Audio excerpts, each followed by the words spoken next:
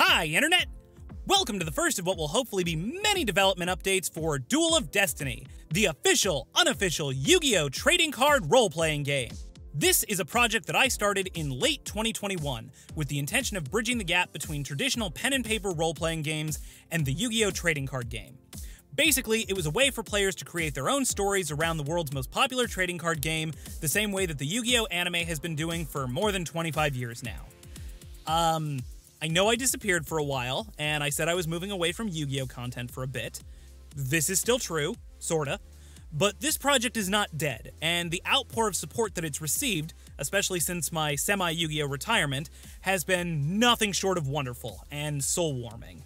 And so I've actually been working on it quite a bit since the release of the complete Yu-Gi-Oh! Timeline video, which, shameless plug, you should go watch that if you haven't already. Anyways, I thought I'd give an overview of what the project is looking like, where I am in development, and when you can reasonably expect to see something playable in the near future. So let's get started. So the inspiration for this game was something to the effect of, what if you could play Dungeons & Dragons, but play Yu-Gi-Oh! Instead of having combat? So players have to create characters, level them up, and move them through a story that is overseen by a game master, or, as we're calling it in this game, the Duel Master. When characters aren't dueling, the gameplay system makes use of a heavily modified version of the Lumen system by Spencer Campbell.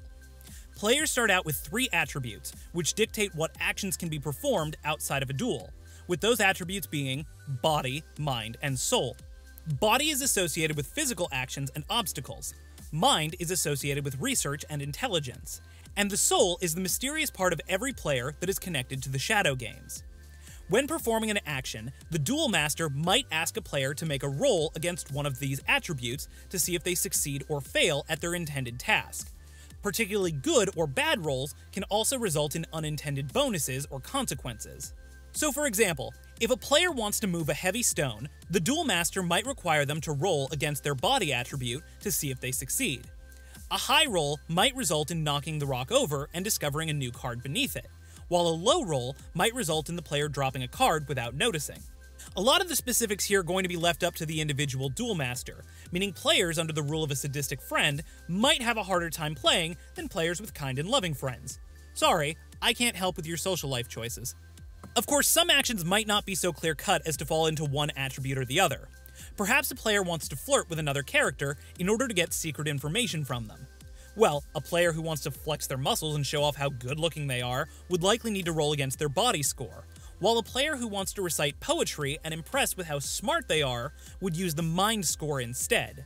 In cases like these, it's up to the Duel Master to decide what score the player needs to roll against. Attributes also contribute directly to resources like health, focus, and spirit, with how much a player has of each resource being determined by how many points they have in the corresponding attribute. So a player with a body score of 6 will have more health than a player with a body score of 2, and the mind and soul attributes pair with the focus and spirit resource pools in the same way. If a player loses a large enough percentage of their total health, focus, or spirit, they'll begin to suffer penalties. Yu-Gi-Oh! Has roots in the horror genre, and that's something I want to acknowledge in the mechanics of this game. So, true to form, players can die in this game, they can go insane, and they can lose their souls. Health points are exactly what they sound like. This is nobody's first game, you know what health points are. If they drop to 0, the character dies. As they get closer to 0, a character might have a harder time performing body checks, and therefore performing body actions. Health points can be restored in a couple of different ways, like sleeping, eating, and taking medication, but these all have drawbacks like using time, spending money, or even possibly drug-related side effects. There are going to be some optional resurrection mechanics built into the game for players and characters who die, but those are to be used at the Duel Master's discretion, so if the DM says you're dead, you are dead. Focus is a character's state of mental concentration. Good thinking needs a disciplined mind, and discipline can go right out the window in times of stress or large distraction. A character might spend focus points to perform certain difficult mental tasks, like working out a riddle or using science to build a nuclear battery run on Duel Monsters cards. You know, like you do. As players lose more and more of their focus, their mental health begins to deteriorate, making it more difficult to perform mind rolls. If focus reaches 0, the character will go temporarily insane, which can result in the Duel Master instructing them to misplay cards during a match, or other adverse side effects that a creative or sadistic Duel Master might come up with. Like health, focus can be replenished in a variety of different ways, allowing players to come back from the edge of insanity, or even temporary insanity. And the Spirit attribute is what ties into the game's magic system, allowing players to withstand the rigors of the Shadow games and use magical items like the Millennium items or the Shadow Charms. But if the Spirit attribute is too heavily depleted, it is possible for players to lose their souls, sending them into a catatonic state where they might be manipulated as mindless husks. But expended spirit points can be replenished using magical items or by dueling. Speaking of dueling, like I said, it is this game's only combat mechanic. When characters come into conflict with one another, they have to settle things with a friendly or not so friendly game of cards. Though the game can be played with as few as 2 decks, I'm more of a more is more kind of guy, meaning each player should have their own deck that reflects something about the character that they're playing. The Duel Master has the responsibility of preparing decks and dueling for any non-player characters, though I'd feel free to delegate some of the dueling responsibilities if it gets to be a lot. The game works under the rules of the current iteration of the TCG format, played here in the United States, but I ain't exactly a stickler. If you want to use an older Master Rules format, or Rush Duel cards, or hell, even a different card game altogether, you can absolutely do that. I was actually just talking to a friend of mine a few days ago about how easy it would be to cannibalize this game into a Pokemon or a Digimon clone using those card games instead. So if someone wants to try that, knock yourselves out. But, assuming you're using my rules, there are a couple of different ways to play. In fact, the first challenge that I had to overcome with this game is the fact that people play Yu-Gi-Oh! In a lot of different ways these days. Playing in a room with your friends and your real-life card collection is a very different experience from using an online card simulator. Simulators are restrictive. You can only perform the actions that they allow you to perform, which might not sound like a big deal, but there were a lot of mechanics I started exploring that would only work in a room with friends and trading cards. For example, in the Zexal anime, Yuma gets the bullshit power to be able to add cards from out of nowhere to the top of his deck when it's his turn to draw. So I thought about adding a shining draw mechanic to the game, where the Duel Master can do something like pass a card to the player in the middle of a duel or something. Something that would allow the player character to use their stats in order to affect the outcomes of duels, because that's how the anime always worked. But sadly, that kind of cheating mechanic doesn't really work if you're using a simulator. So how do you design a game that can be played in 2 very different, but equally limited ways? Well, you kind of plan for both and accept that nothing's ever going to be perfect. So there are going to be 2 versions of the game, which I'm currently referring to as the simplified rule set and the complete rule set. The simplified rule set is a universal rule set that works with physical trading cards or an online simulator, and is designed for players who are either new to the Yu-Gi-Oh! Trading card game or traditional tabletop RPGs. The mechanics are designed to make successful roles more common, allowing players to freely explore the worlds that their Duel Masters craft for them without too much difficulty, while also onboarding them onto the card game in the least traumatic way possible. Sure, for those of us who have been around for 20 years, your synchros and your pendulums and your XC mechanics aren't so bad, but for brand new players, the sheer number of rules in the game can be overwhelming. The complete rule set, on the other hand, involves a lot more math and all of the game's mechanics, both in terms of the TCG part of the game and the RPG part of the game. All of the special summoning methods will be in there. The leveling system that allows players to improve their characters over time will be in there. It'll include things like story modules, item indexes, recommended deck profiles for non-player characters, and a bunch of other goodies. And since I've already made people wait long enough, I'm going to release this version of the game in stages, with each expansion loosely corresponding to an era of the Yu-Gi-Oh! Franchise.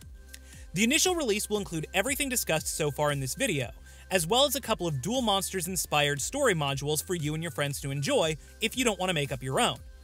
One of the stories will be a tournament battler pitting players against one another, while another one is going to be a much more involved mystery surrounding the theft of an ancient artifact and the appearance of a new set of god cards. It's got some horror, it's got some camp, it should be a good time. Each of the following expansions will increase the game's level cap by adding new attributes and include new RPG mechanics inspired by each of the Yu-Gi-Oh! Spin-offs. So eventually, the rule set will account for things like turbo duels, action duels, and artificial intelligence units. And of course, each expansion will come with a new story module that incorporates all of the new mechanics in some way, shape, or form. I know that 2022 ended up being a bit of a dud for updates and playtesting. I attribute that to working full-time, making a feature-length film, and some creative burnout with Yu-Gi-Oh! After so many years. But My goal is to release the simplified rule set online by the end of this year, and to complete this project in its entirety over the course of next year.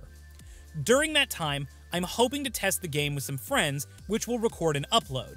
Once I've made sure that I haven't made something fundamentally broken, I'll open it up and invite viewers from the channel to do some beta testing as well. I will continue to release developer updates like this one as I go along, but I'm also going to start releasing deck profile videos again. A lot of you seem to enjoy those, and since I needed to make so damn many deck profiles for this game, I figured that would be a fun way to keep you guys involved with the project as I go along. Plus, I've hired an editor to help cut those profile videos together for me, so those should be pretty consistent in between all the other content I want to start making for the channel. And while we're on the subject, before we close out this video, I want to give a brief channel update for the people who care. I'm working on some MCU, Star Wars, and Doctor Who related content right now, and I really want to make some videos as an excuse to replay games like Dragon Age and Mass Effect, so keep an eye out for that stuff. A lot of people have been asking me if I've canceled the Yu-Gi-Oh! GX rewrite, and the answer to that is yes and no. I'm not going to keep releasing episode-by-episode videos, but I will be releasing one big rewrite video for each season, so we're basically starting over with a new format. If that works well, I'd actually like to rewrite some other projects like Dragon Ball Super, Marvel Phase 4, and the Star Wars sequels. And damn it, one of you did it. One of you roped me back in. I can't find the comment now that I'm specifically looking for it, but one of you left a comment saying something like, "Do a video on why the sacred beasts look like the Egyptian god cards." And I was like, damn it, that's a good one. And when I researched it, it actually ended up being really interesting. So be on the lookout for that sometime in the near future. And if you're interested in any of that content, why don't you comment below and let me know which projects I should prioritize so that those ones come out faster. Then hit the subscribe bell thing so that you can actually see those videos when I upload them. There are a bunch of older videos on this channel that could do with some TLC while I'm back to work in my editor's cave. Why don't you check those out, and by the time you're done, maybe the next one will be out. Everybody stay safe and stay healthy, and I will catch you in the next video. Bye!